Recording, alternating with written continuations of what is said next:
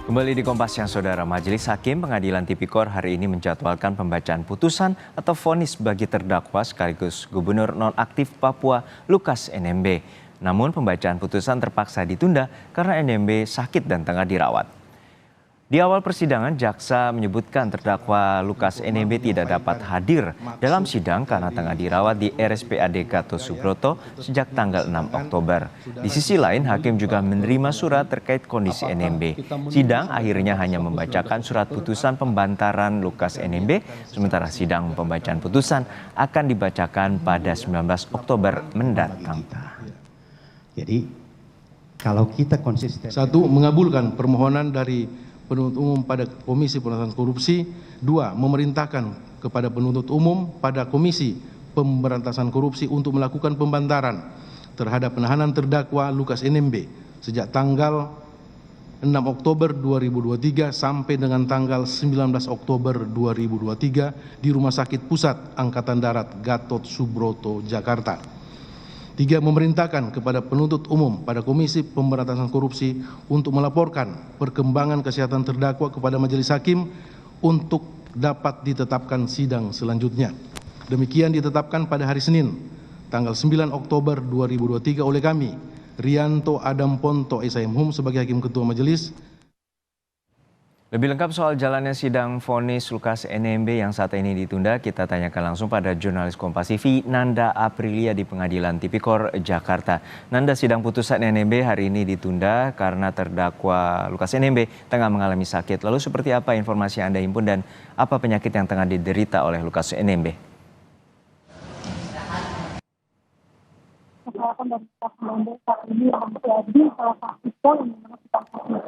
Lukas NMB saat ini menjadi salah satu poin di mana sidang putusan atau vonis berlangsung hari ini kemudian ditunda sampai dengan tanggal 19 Oktober 2023 mendatang. Terkait informasi yang kami dapat dari tim kuasa hukum terdakwa, salah satunya disampaikan oleh Petrus Balapationa bahwa kondisi kliennya hingga per pagi hari ini memang kondisinya kian menurun sejak dirawat pada tanggal 6 Oktober 2023 mendatang. Terkait dengan kondisi Lukas NMB yang harus dilarikan ke rumah sakit RSPAD Gatot Subroto sejak 6 Oktober ini, disebutkan oleh kuasa hukum bahwa Lukas NMB ini terjatuh di kamar mandi rutan KPK atau tempat ia ditahan. Kemudian kalau menurut hasil ronsen ataupun dari hasil kedokteran disampaikan oleh tim kuasa hukum bahwa memang dari hasil ronsen menunjukkan dari bagian kepala Lukas NMB ini mengalami bocor di bagian rongga kepala. Ini disebabkan atau diakibatkan membutuhkan penanganan lebih khusus dari tim kedokteran. Jadi itu tadi yang disampaikan juga di muka persidangan terkait dengan bagaimana kondisi dari Lukas NMB ini sendiri. Maka dilakukan pembantaran sejak terhitung tanggal 6 Oktober sampai dengan 19 Oktober 2023 mendatang.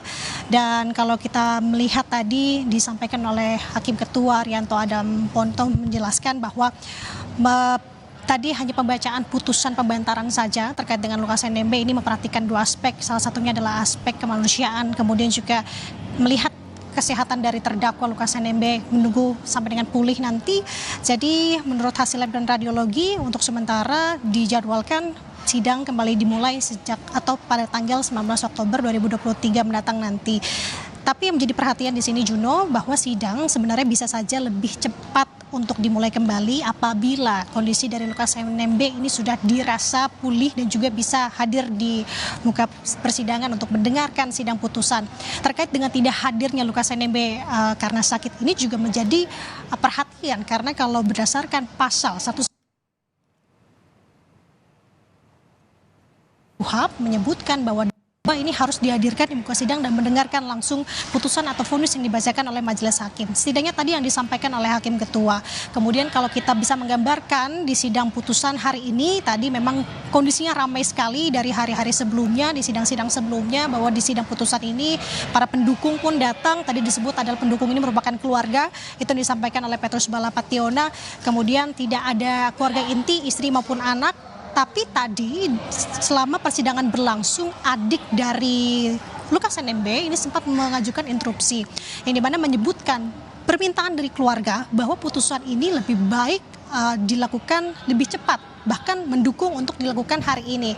Karena demikian tadi yang menjadi pembentrokannya adalah terkait dengan pasal yang dimana pasal ini mengatur bahwa kalau untuk sidang putusan ataupun vonis harus dihadirkan terdakwa. Mengingat untuk sisi kemanusiaan saat ini juga Lukas NMB masih belum bisa dibawa ataupun dihadirkan di muka sidang untuk mendengarkan putusan, Juno. Baik, terima kasih atas laporan lengkap Anda, rekan Nanda Aprilia dari Pengadilan Tipikor Jakarta.